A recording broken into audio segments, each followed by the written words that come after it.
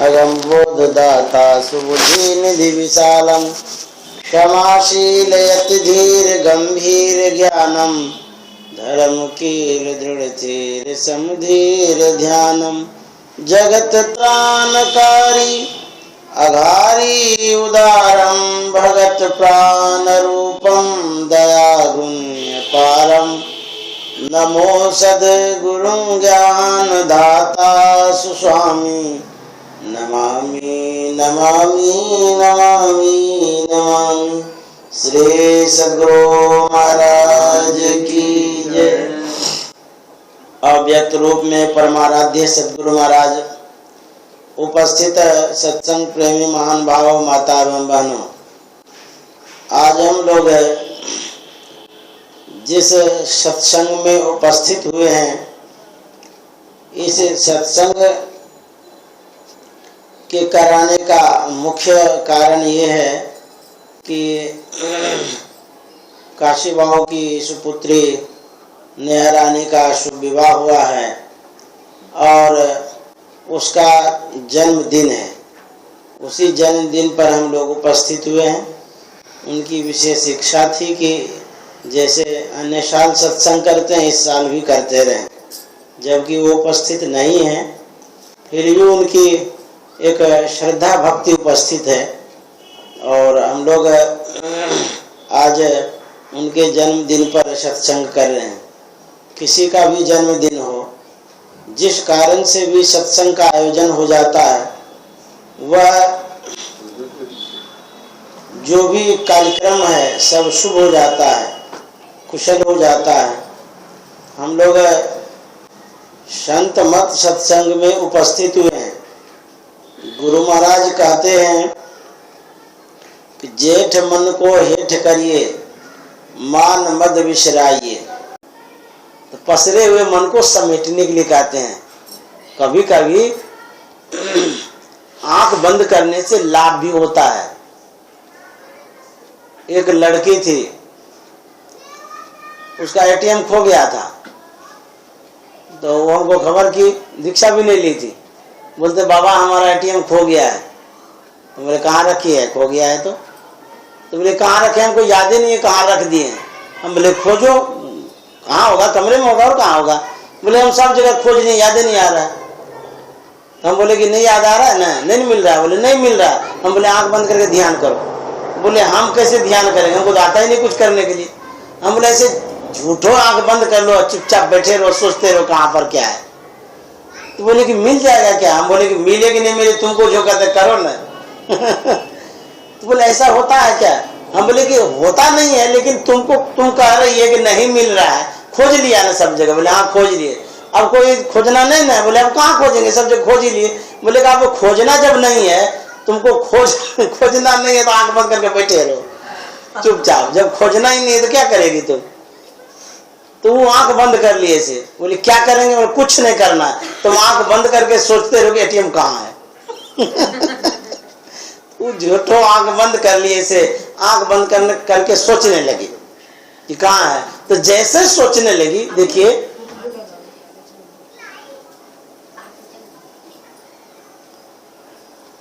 आंख बंद करने से देखिए एकाग्रता बढ़ती है, स्मरण शक्ति बढ़ती है, मेधा शक्ति बढ़ जाती है।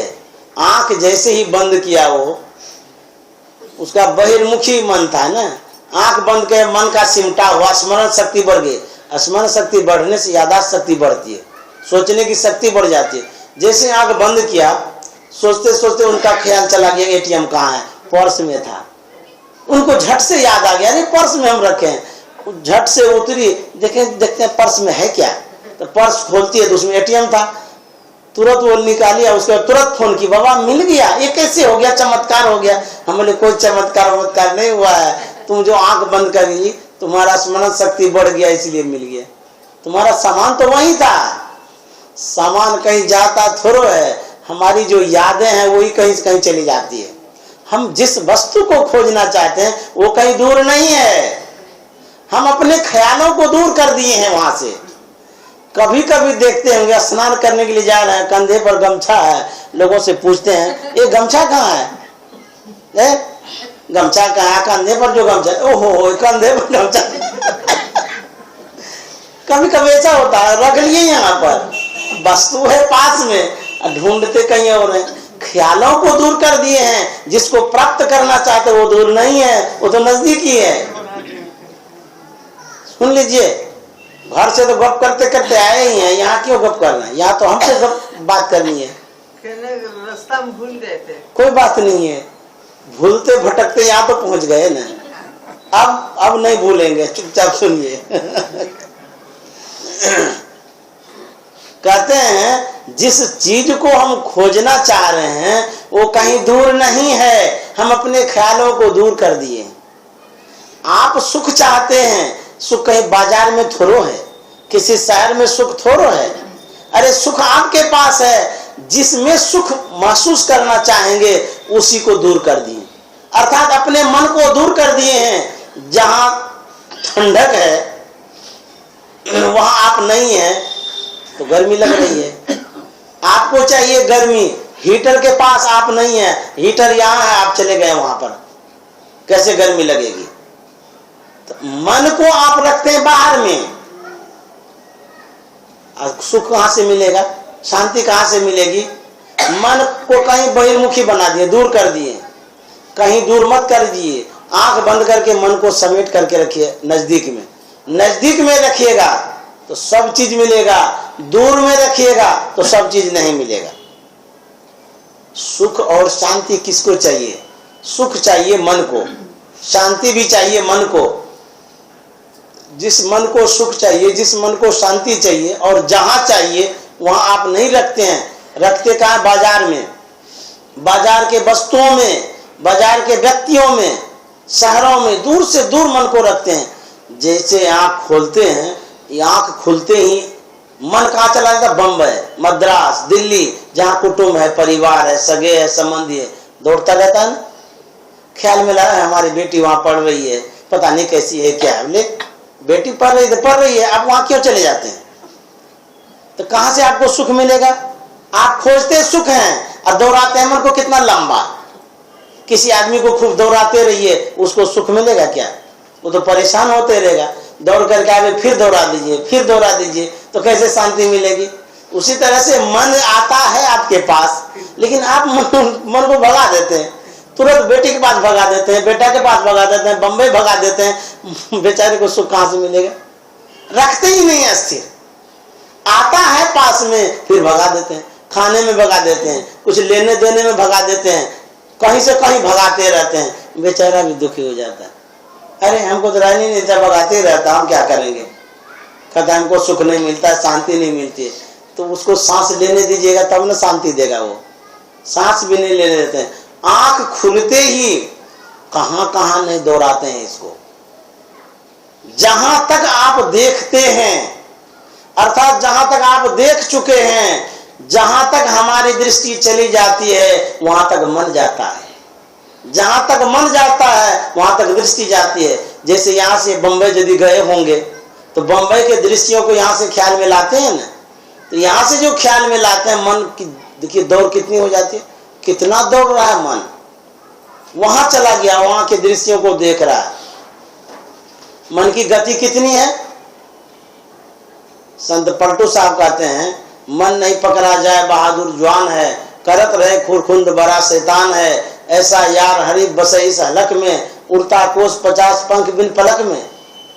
मन की गति इतनी तेज है जितनी गति का यान कोई आज तक बना भी नहीं है।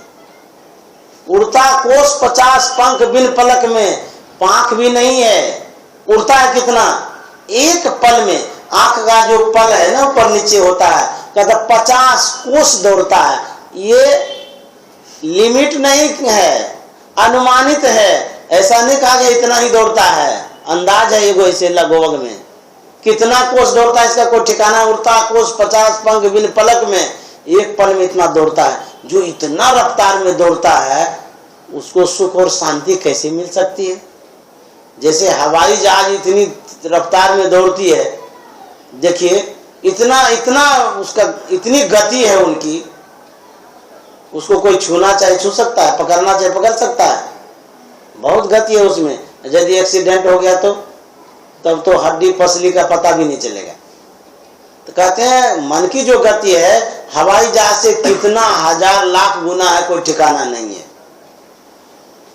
तो कहते हैं इतने गति का ये मन है, और इस मन को लेकर के हम लोग चल रहे हैं, कितना खतरनाक होगा। कहता जो मन पर असवार है बिरला साधु ये, जो मन पर सवार होकर के चलता है कोई बिरला होगा, वही चल सकता है, अन्यथा सब इस गाड़ी को नहीं चला सकता। हवाई जहाज को हम लोग चला सकेंगे? अब कोई कुशल ड्राइवर होगा वही चला सकता है। उसी तरह से मन को सब कोई नहीं चला सकता है। मन को चलाना साधारण नहीं है। मन को चलाने के लिए कुशल ड्राइवर बनना पड़ेगा, मन की गति को समझना पड़ेगा। एक दिन में चाहेंगे इसको चला लेंगे, नहीं हो सकता है। इसके लिए सीखना पड़ेगा। अब बहुतों को तो पता भी नहीं है कि मन भी होता है। बहुत आदमी जानते भी नहीं मन क्या होता है। उनसे पूछा जाए मन क्या होता है, कहेंगे मन क्या होता है? अरे मन अच्छा नहीं लगता है, मन खराब लगता है, मन रसगुल्ला खाने का मन करता है, मन घूमने का करता है। इतना इतना मन करते रहते हैं। आप बतलाइए मन को देखें? कहेंगे नहीं मन को तो नहीं देखें। मन को देखे भी नहीं है और रात दिन मन रटते रहते हैं। मन कैसा है पता भी नहीं चलता है। हमारे गुरुदेव लिखे हैं,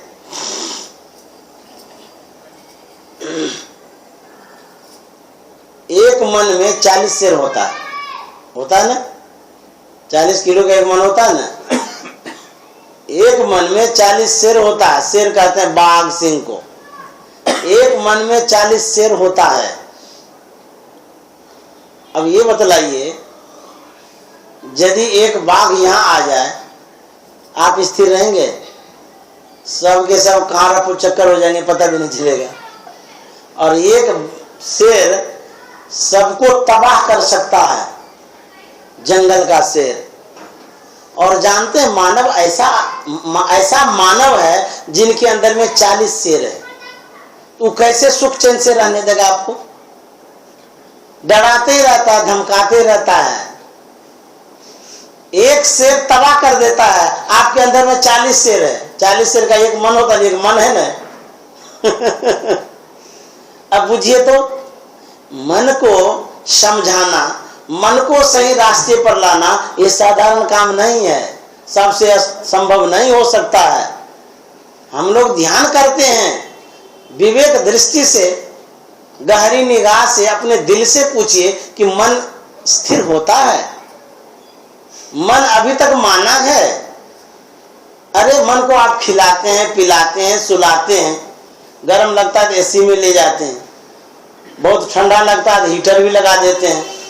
जो जो मन कहता है सो आप करते हैं, लेकिन मन आपका माना है आज तक? बताइए, मन आपका माना है?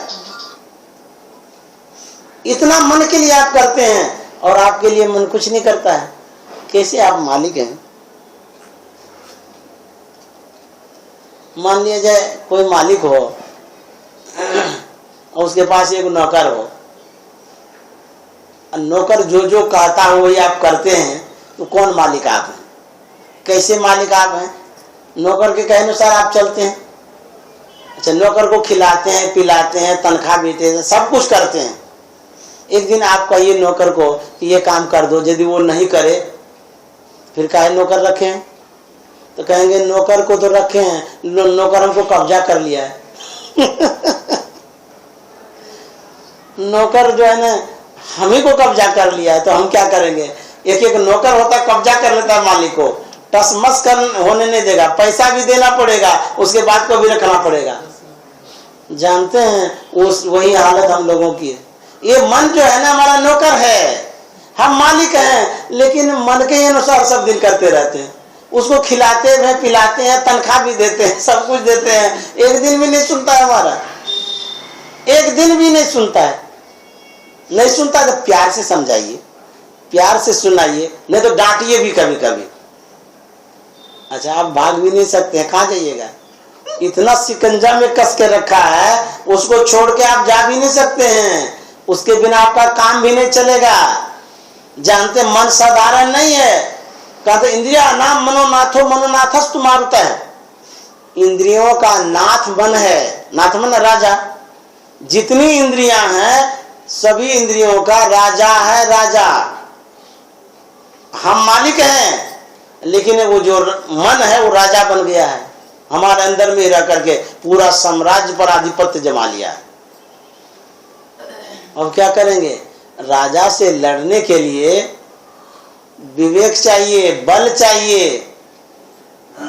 यदि विवेक बल बुद्धि नहीं रहेगा तो परास्ते कर देगा, उल्टे खतरा हो जाएगा। इसलिए मन से यदि लड़ना चाहते हैं उसके लिए समझदारी की बात है। गुरु महाराज कहते हैं आओ वीरो मर्द बनो, अब जेल तुम्हें तजना होगा, मन निग्रह के समर क्षेत्र में सन्मुख फिर डटना होगा। गुरु महाराज कहते हैं आओ वीरो मर्द बनो। मन को समझना चाहिए, ये मन का सब्जेक्ट है, मन का विषय है। यदि मन को ही नहीं समझेंगे और सब कुछ समझ लिए तो फिर तो गड़बड़े होगा। जिस व्यक्ति के माध्यम से आप कुशल स्थान पर पहुंचना चाहते हैं उस व्यक्ति से ही आपका परिचय नहीं है तो कैसे पहुंचिएगा? अरे मन को ही तो ले जाना पड़ेगा। अब मन के ही विषय में पता नहीं है, मन कैसा है क्या है नहीं है। मन सूक्ष्माति सूक्ष्म इंद्रियां हैं, सभी इंद्रियों का राजा है। मन दृष्टि के साथ समन्वय कर लिया, मिल गया है। हम आपको देखते हैं, आप हमको देखते हैं। दृष्टि की जो धाराएं हैं वो धारा दिखती है? धारा नहीं दिखती है। उन्हीं धाराओं से हम देखते हैं लेकिन धारा दिखती नहीं है। कितना महीन है? कहता है उसी तरह से मन भी है। दृष्टि और मन दोनों का एक मिश्रण हो गया, मिलन हो गया। जहां दृष्टि जाती है वही मन जाता है, जहां मन जाता है वहां दृष्टि जाती है। दृष्टि का निग्रह करना मन का निग्रह करना है, मन का निग्रह करना दृष्टि का निग्रह करना है। इसीलिए गुरु महाराज ने दृष्टियों की क्रिया बतलाई है। दृष्टि का सिमटाव कर लीजिए, मन का सिमटाव हो जाएगा। जब तक मन का सिमटाव नहीं करेंगे तो दृष्टि का सिमटाव भी नहीं होगा। मन तो बहुत पसर गया है। मन कहां तक पसर गया है? पूरे दुनिया में पसर गया है। जहां जहां तक आप देखते हैं वहां वहां मन पसर गया है। जैसे मान लिया जाए एक वीडियो कैमरा है, उस कैमरा को ऑन कर दीजिए तो कैमरा जब पिक्चर कैप्चर करेगा, जब भी कैप्चर शुरू करेगा और जब तक उसको ऑफ नहीं करिएगा तब तक जो भी दृश्य कैप्चर किया है उसको जैसे ऑन करेगा सब दिखेगा। ऐसा होता है ना। उसी तरह से आंख एक कैमरा है।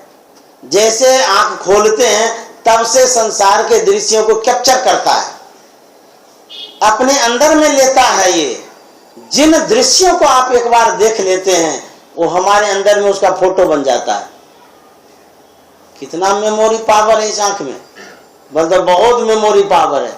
आजकल के वैज्ञानिक लोग तो कितना जीबी का मेमोरी पावर बनाता है। कहते हैं कि परमात्मा ने जो मेमोरी पावर बना दिया है उसके सामने में और कोई मेमोरी पावर नहीं बन सकता।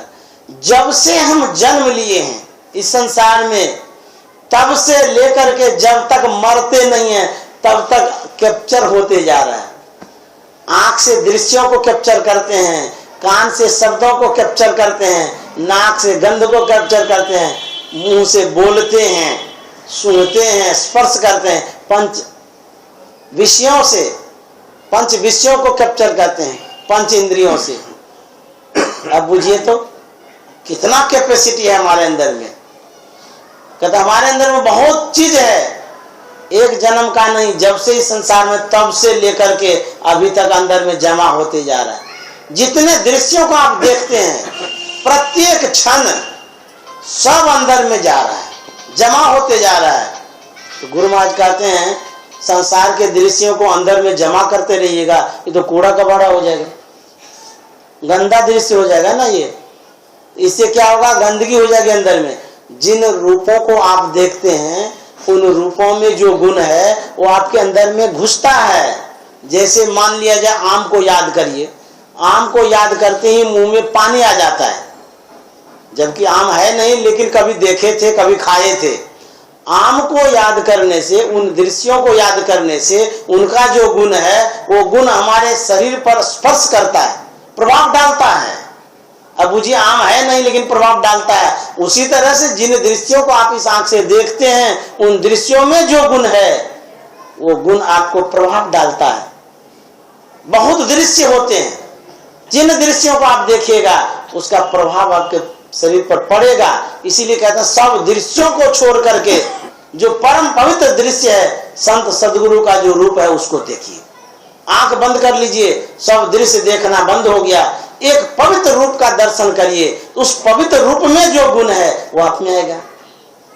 आप असली चित्रों को देख करके आंख बंद कर लीजिए, देखिए आप में वैसा ही गुण आना शुरू हो जाएगा। जिसका आप ध्यान करिएगा उसी का गुण आपके अंदर में आएगा। तो संसार का आप ख्याल करिएगा तो संसार का गुण आपके अंदर में आ जाएगा। बहुत आदमी जिससे झगड़ा करता है उसको रात में भी याद करता है, कहता है फलाना व्यक्ति ने हमको ये कहा, वो कहा, ऐसे कहा, ये कहा। सास बहू में जब झगड़ा होता है तो केवाड़ में कान सटा करके सुनेगा कि देखे क्या बोलता है। कहीं एक शब्द कहीं सुनाई दे दिया तो महाभारत शुरू कर देगा। आइए बीच में रास्ता दे दीजिए थोड़ा सा। हाँ इधर का सक जाइए माता जी, हाँ इधर इधर आ जाइए, थोड़ा और इधर आ जाइए। कह रहे हैं जिन व्यक्तियों का आप चिंतन करते हैं, जानते हैं उससे कितनी हानि होती है। उन व्यक्तियों के अंदर में जो गुण है, मान लिया जाए लड़ाई करने वाला आदमी है, झगड़ा करने वाला है, मारपीट करने वाला आदमी है, गंदा आदमी है। अब उनको आप ख्याल में लाइएगा, किसी कारणवश झगड़ा हो गया है तो उनका जो अवगुण है आप में घुसते जाएगा, आप भी उसी तरह के हो जाएंगे। एक एक आदमी को देखिए देखते देखते चिड़चिड़ा हो जाता है। ऐसा होता है क्यों? इसलिए हो जाता है कि जिन चिड़चिड़े व्यक्ति से वो झगड़ा किया है उनको बहुत याद करता है, बहुत ख्याल में लाता है। वो हमको ऐसा कहा किया, वैसा किया, उसको छोड़ेंगे नहीं, उसको ऐसा कहेंगे, उसको ऐसे फंसा देंगे, उसके लिए हम ये रचना रचेंगे। यहाँ तक कि स्वप्न में भी याद करते हैं। तो जिनको इतना आप याद करेंगे उनके अंदर में जो अवगुण है आपके अंदर में तो आएगा ही आएगा। इसीलिए गुरु महाराज कहते हैं कि बैर भाव को छोड़ दीजिए। यदि उसको आप याद करेंगे, उनके अंदर में यदि बुराई है तो आपके अंदर में बुराई आएगी ही आएगी, ध्रुव निश्चित है। जिन दृश्यों का आप चरित्र चित्रण करेंगे आंख बंद करके, उन दृश्यों में जो गुण है वो आप में आएगा। इसीलिए गुरु महाराज शोध करके ये बतला दिए कि सभी रूपों को छोड़ दीजिए, सब रूप को छोड़ करके एक संत सदगुरु के रूप का ध्यान करिए। क्यों? उनका पवित्र रूप होता है, उन पवित्र रूपों का आप ध्यान करेंगे आपके अंदर में पवित्रता आ जाएगी। संत सदगुरु किसी से झगड़ा नहीं करते हैं, वो अच्छे होते हैं, इसीलिए उनका ध्यान करने के लिए बतलाया गया है। हम लोग कहेंगे तो कहेंगे कि ध्यान करने के लिए बतलाते हैं, ध्यान मत करिए। आप ख्याल यदि करना चाहते हैं तो परिवार का ख्याल मत करिए, धन संपत्ति का ख्याल मत करिए, किसी इष्ट का, किसी भगवान का ख्याल करिए। यदि भगवान का इष्ट का ख्याल करेंगे आपके अंदर में वैसी शक्ति आ जाएगी, वैसा गुण आने लगेगा। संसार को ख्याल में लाएंगे तो जानते क्या होगा? देहावसान समय चित्ते यद्यप विभाव ये तत्देव भव जीव त्यव जन्म कारणम। उपनिषद में कहा गया है देह त्याग के समय जो चित्त में ख्याल लाएंगे, जैसी भावना होगी वही जन्म का कारण बनेगा। जिसका ख्याल आप लाएंगे मरने के समय यदि वैसा ख्याल बना रहेगा, जन्म का वही कारण बनेगा, दुख का वो कारण बनेगा। संसार का ख्याल रखिएगा तो दुख में जाना पड़ेगा। इसीलिए संत महात्मा कहते हैं सभी ख्यालों को हटा करके एक ख्याल में लगा दीजिए मन को, संत सदगुरु के ख्यालों में। काम धंधा जो करना है तो करना ही है, लेकिन संसार में लड़ना नहीं है, अड़ना नहीं है। इसीलिए साधु महात्मा कहते हैं कोई बात नहीं, विवाद हुआ तो हुआ, उसका ख्याल मत लाइए।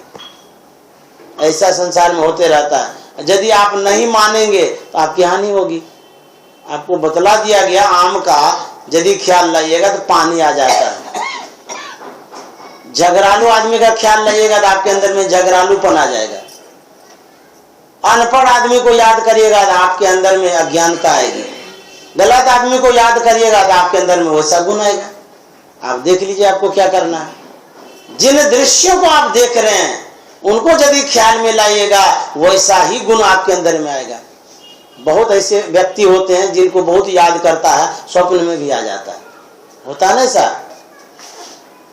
एक भृंगी कीड़ा होता है, वो क्या करता है, मिट्टी का घर बनाता है। कहीं कहीं देखेंगे घर में मिट्टी का घर बना हुआ रहता है उसका। वो उस घर में दूसरे छोटे किसी कीड़ा को पकड़ के लाता है और घर में बंद कर देता है, और घर को मिट्टी का जो छोटा सा छेद रहता है उसको भी बंद कर देता है। अंधकार हो जाता है पूरा। उस अंधकार में वो अपने शब्दों को सुनाता है, जो भी उनका शब्द है। तो जो कीड़ा पकड़ करके लाया है वो तो उनके रूप को देखा है कि यही व्यक्ति हमको पकड़ के लाया है, पूरा अंधकार कर दिया है तो सब रूप तो गोल हो गया। जिनको देखा था उसी रूप का ख्याल आ रहा है, क्योंकि वो भी आवाज सुना रहा है।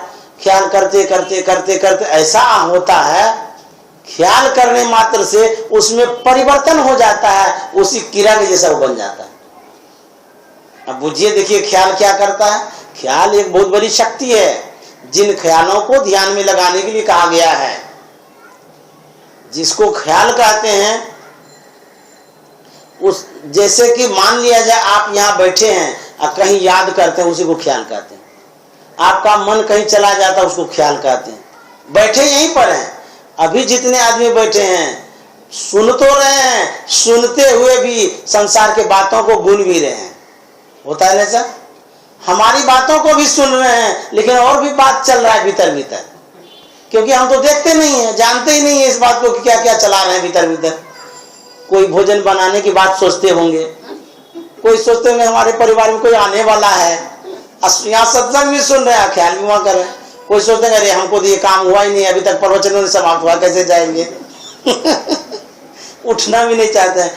ये सत्संग सुनते हुए भी आपका जो ख्याल इधर उधर जा रहा है, कहते हैं उस ख्याल को इसी में लगा के रखिए जहां आए हैं आप। इसी को पलटू साहब कहते हैं, कमठ दृष्टि जो लावई सो ध्यानी परमान, सो ध्यानी परमान सूरत से अंडा सेवे, आप रहे जलमाई सुखे में अंडा देवे। कमठ दृष्टि जो लावई, कमठ कहते हैं कछुए को। कछुवी की जो दृष्टि होती है कैसी होती है, कहते बहुत पैनी होती है, बहुत महीन होती है, सूक्ष्म होती है। उसमें और क्या कला होती है, कहते कछुवी रहती है जल में, अंडा देती है थल में, सूखे में अंडा देवे। अंडा देती है सूखे में, क्यों? उनका संस्कार ही ऐसा है, परमात्मा ने बनाई है वैसा। वो रहेगी पानी में, अंडा देगी जल में, सूखे में। तो सेती कैसे है? और भी जानवर होता है तो बच्चे के पास बैठ करके सेता है उसको। सेना मतलब देखभाल करना, सेवा करना, पालन पोषण करना, सेना का मतलब ये होता है। तो वो कैसे पालन पोषण करती है अंडे की? रहती है जल में, अंडा है थल में, सेती है कैसे? ख्याल से। तो ख्याल में इतनी बड़ी शक्ति है। अंडा और कछुवी की दूरी कितनी है? सूखी जमीन में अंडा कहीं और होगा, अंडा तो कहीं और है, कछुवी कहीं और तैर रही है, लेकिन ख्याल एक ऐसी शक्ति है, अद्भुत शक्ति है, जिस शक्ति से अंडा भी से सकती है। सूरत से अंडा सेवे। हम लोगों के अंदर में कितनी शक्ति है? हम लोगों के अंदर में बहुत बड़ी शक्ति है। अरे जो हमारी ख्याल है, हमारा जो ख्याल है, ये जो शक्ति है, यदि आप आंख बंद करके बैठे बैठे सही तरह से दृष्टि को एकाग्र करेंगे तो आप जो सोचेंगे वैसा ही हो जाएगा। अंडा सेती है ख्याल से, तो अंडा सरता नहीं है। अब बुझिए कितना ख्याल है, मतलब कितनी शक्ति है, अद्भुत शक्ति है ख्याल जिसको बोलते हैं। उसमें कितना पावर है। उस शक्ति से अंडा सेने से अंडा सरता नहीं है। यदि ख्याल हटा दे तो, ख्याल क्या चीज है, खाली हटा देगा तो अंडा सर जाएगा। तो वही कहता है हम लोगों के अंदर में जो ख्याल है, हम लोग जो ख्याल करते हैं, लेकिन आपका ख्याल कहाँ रहता है? आप कहाँ सोचते रहते हैं? ओहो आपकी बात तो सुन रहे थे लेकिन ख्याल कहीं और चला गया। वही शक्ति है, उसी के विषय में कह रहे हैं। सूरत से अंडा सेवे, आप रहे जलमाई सुखे में अंडा देवे। जो गुरु बसे बनारसी शिष्य समुंदर तीर, एक पलक बिसरे नहीं जो गुण होई शरीर। हम रहते तो दूर हैं, गुरु महाराज हमारे पास नहीं है, यदि हमारा ख्याल उनके चरणों में चला गया तो तार जुड़ जाता है। जैसे यहाँ से डायल करिए, जिनको डायल करिएगा जैसे लगता है वैसे बात होना शुरू हो जाता है। ये लगता है कि हम दूर हैं, लगता है कि काने के पास है, जिससे बात करते हैं लगता है एकदम करीब में है। कहते हैं इस वैज्ञानिकों का इतना कमाल है कि व्यक्ति के शब्दों से करीब कर देता है, एकदम कान के पास। परमात्मा के पास भी ऐसी अद्भुत शक्ति है, यदि आपका ख्याल संत सदगुरु के चरण में चला जाए एकदम करीब हो जाएंगे, इतने करीब हो जाएंगे कि दूरी ही नहीं रहेगी, फासला ही नहीं रहेगा कुछ। दूर में हम हैं लेकिन एकदम निकट आ जाएंगे ख्याल से। सौर मंडल में सूर्य है, उनमें जो शक्ति है संत महात्मा ले लेते हैं उससे। प्रकृति में जो शक्ति है उस शक्ति को भी ले लेते हैं। ख्याल में इतनी बड़ी शक्ति है, जिनके ऊपर ख्याल लगा देंगे उनके अंदर में जो कुछ है सब ले लेंगे। ये योग विद्या है। बहुत ऐसे होते हैं जिसके ऊपर ख्याल लगा देते हैं, उन्हीं के शुद्ध में भूल जाते हैं, उन्हीं का रात दिन चिंतन करते रहते हैं, वही ख्याल में आते रहता है। कहते संसार को ख्याल में ला करके क्या करिएगा, संसार को ख्याल में लाइएगा कि संसार सहयोग करेगा, कितना करेगा। कहते हैं गुरु को ख्याल में लाइए, यदि गुरु को याद करते रहिएगा हर वक्त तार जुड़ा रहेगा, उनकी शक्ति आपके पास तक पहुंचती रहेगी। इसीलिए कहते गुरु को याद करना चाहिए। अति पावन गुरु मंत्र मन ही मन जाप जपो, उपकारी गुरु रूप को मानस ध्यान तपो।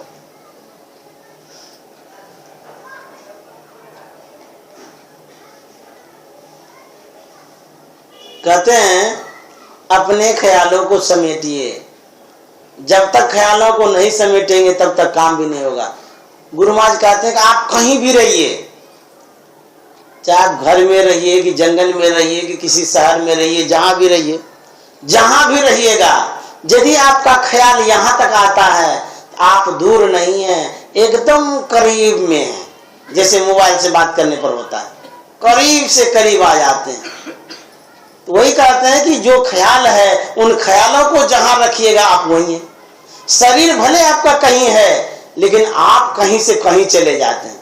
साधु महात्मा बैठे रहते हैं कहीं और देखते हैं कहीं, ये कैसे होता है। कहते वो अपने ख्यालों को इतना सूक्ष्म कर लेते हैं, उनके सामने कोई दीवार ही नहीं रहती, सब देख लेते हैं। नेहा तो यहाँ नहीं है, वो तो कहीं और है, उनका ख्याल यही होगा। वो यहाँ जब ख्याल है तो वो यही है किसी न किसी रूप में। वही कहते हैं कि अपने ख्यालों को जहां रखेंगे वहां के दृश्यों के, वहां के गुणों को आप ग्रहण कर लेंगे। जैसे आम का ख्याल करिएगा तो उसका गुण आने लगेगा, पानी आ जाता है ना मुंह में। उसी तरह से आप कहीं भी रहिए, चौका में रहिए कि चौक पर कहीं रहिए, ख्याल आपका जहां है, ख्याल की मुख्यता है। पलटू साहब उदाहरण देकर के बतलाते हैं, जसपन आरिन कलश भरे मार्ग में जावे, कर छोरे मुख वचन चित्त कल सामे लावे। पनिहारिन पानी भरने के लिए जाती है, घड़ा में पानी भर देती है, सिर पर रखती है, एक घड़ा कांख में लेती है, एक हाथ में बाल्टी भी ले लेती है। सखी सबसे बात करती है, घड़ा को पकड़ के नहीं रखी है। जस पनिहारिन कलश भरे मार्ग में जावे, कर छोरे मुख वचन चित्त कल सामे लावे। चित्त मन ख्याल, उनका ख्याल घड़ा पर है, और यदि घड़ा पर से ख्याल हट जाए तो भट से गिर जाएगा, फूट जाएगा। ख्याल बहुत बड़ी शक्ति है। आप अपने बच्चे पर ख्याल रखते हैं तो आपकी शक्ति वहां तक जा रही है, बच्चा सकुशल है। और यदि बच्चे पर से ख्याल हटा दिए तो बच्चे का क्या हाल होगा वो नहीं कह सकते हैं। उसी तरह से जिन कामों को आप कर रहे हैं उन कामों में यदि आपका ख्याल है तब तो आपका कार्य कुशलता पूर्वक संपन्न हो जाएगा। और यदि ख्याल नहीं है तो कहता आप तो इतने बेखबर आदमी रहते हैं, अरे दुकान में क्या हो रहा नहीं हो रहा, थोड़ा ख्याल भी नहीं करते हैं, इधर गप मारते रहते हैं।